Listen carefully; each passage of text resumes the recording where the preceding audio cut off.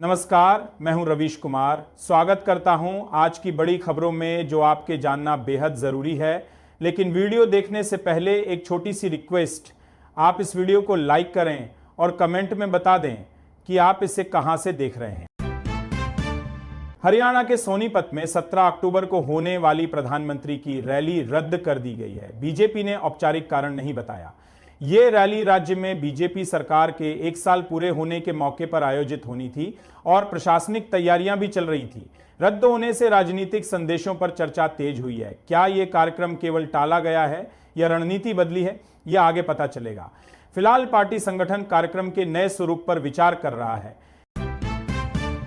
बिहार विधानसभा चुनाव के लिए बीजेपी ने अपने सभी 101 उम्मीदवारों की सूची जारी कर दी है। तीसरी सूची में 18 नाम शामिल हैं। उम्मीदवारों के चयन में जातीय और क्षेत्रीय संतुलन साधने पर जोर दिखता है। वहीं कुछ सीटों पर स्थानीय असंतोष की खबरें भी सामने आई हैं। चुनावी मुकाबले में पार्टी का संदेश स्पष्ट है कि वह गठबंधन के भीतर नेतृत्वकाली भूमिका चाहती है। अब असली परीक्षा मैदान में संगठित अभियान चलाने की होगी। जेडीयू ने भी 57 उम्मीदवारों की पहली सूची जारी कर दी। मोकामा से आनंद सिंह को टिकट मिला है। यह सूची एनडीए के सीट बंटवारे के अनुरूप है और जेडीयू अपने कोर इलाकों में पकड़ बनाए रखने की कोशिश कर रही है। जिन सीटों पर त्रिकोणीय मुकाबला बनने की संभावना है, वहां उम्मीदवारों का सामाजिक समीकरण खास मायने रखेगा।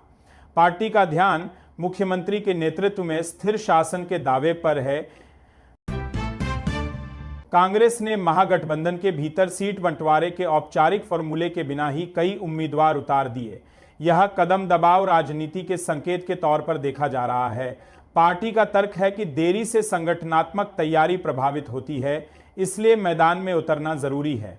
दूसरी तरफ सहयोगी दलों में असहजता भी दिख रही है। आने वाले दिनों में यह रणनीति तालमेल को कैसे प्रभावित करती है, यह देखना होगा। सुहेलदेव भारतीय समाज पार्टी एसपी ने बिहार में 47 उम्मीदवारों की पहली सूची जारी की और अकेले लड़ने का ऐलान किया। पार्टी ने ओबीसी उपजातियों और राजभर समुदाय वाले इलाकों पर फोकस किया है ताकि वह अपनी स्वतंत्र पहचान बना सके। यह कदम बीजेपी एनडीए के बाहर एक नई सामाजिक धुरी खड़ी करने की कोशिश है। इससे कई सीटों पर मुकाबले के समीकरण बदल सकते हैं। चुनावी विज्ञापनों पर नियंत्रण के लिए चुनाव आयोग ने निर्देश दिया है कि सभी राजनीतिक पार्टियों और उम्मीदवारों को इलेक्ट्रॉनिक व सोशल मीडिया विज्ञापनों की पहले से प्री सर्टिफिकेशन करानी होगी। जिला और राज्य स्तर पर मीडिया मॉनिटरिंग कमेटियां गठित की गई हैं, जिनके दिशा निर्देशों का पालन अनिवार्य होगा।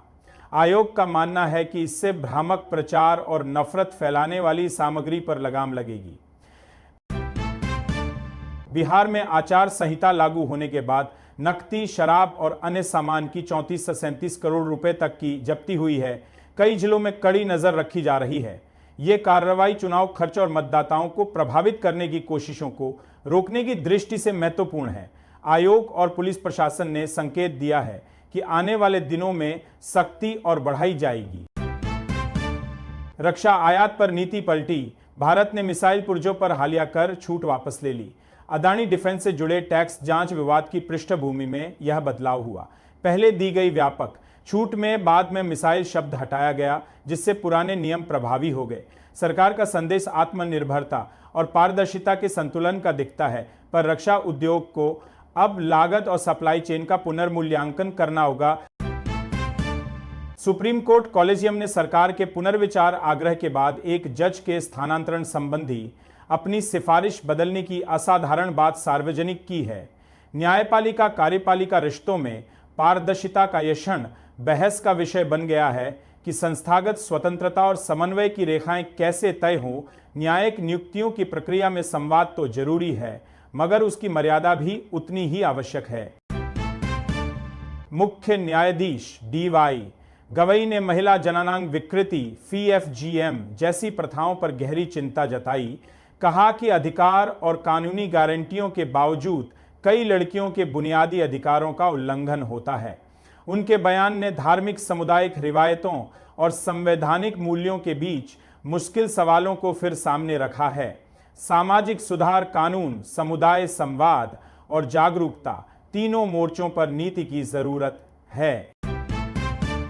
जम्मू कश्मीर में बुड़गाम और नगरोटा सीटों पर 11 नवंबर को उपचुनाव होंगे, 14 नवंबर को नतीजे आएंगे।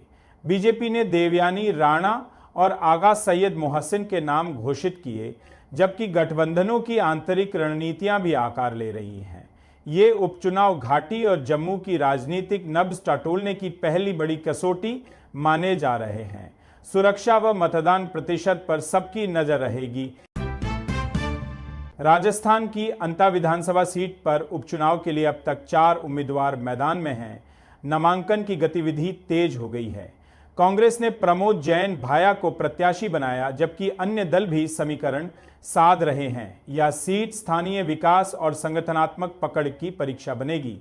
उपचुनाव का नतीजा राज्य की मौजूदा सत्ता समीकरणों पर प्रतीकात्मक असर डालेगा। दिल्ली एमसीडी कर्मचारियों की हड़ताल पर निगम ने सर्वदलीय पक्षकार समिति बनाने का संकेत दिया है, ताकि वेतन और सेवा शर्तों पर समाधान निकले। विपक्ष और सत्ता पक्ष एक दूसरे पर विफलताओं का आरोप लगा रहे हैं, पर शहर के बुनियादी कार्यों के हमरा तरफ से छपरा वाला भाई लोग से यह नॉर्मल निवेदन बा कि खेसारी भैया जौन बोलते नहीं उ सच बोलते नहीं। कैसे कि अब खेसारी भैया के वो लोग जिताई और वो लोग बेठी करी और ललटेन साहब को मत बुलाई। खेसारी भैया ललटेन साहब को जिताने के लिए खड़ा हुए हैं, इसीलिए क्योंकि जो है मोदी जी बहुत तेज वोट चुरा रहे हैं। इसलिए आपकी बार आरजेडी सरकार को लाना ही चाहिए। आप लोग के बारे में ना भाई वो तो पढ़ा लिख होता है, कमेंट बताइए और सब्सक्राइब कीजिए, बेल आइकन दबाना मत भूलिए।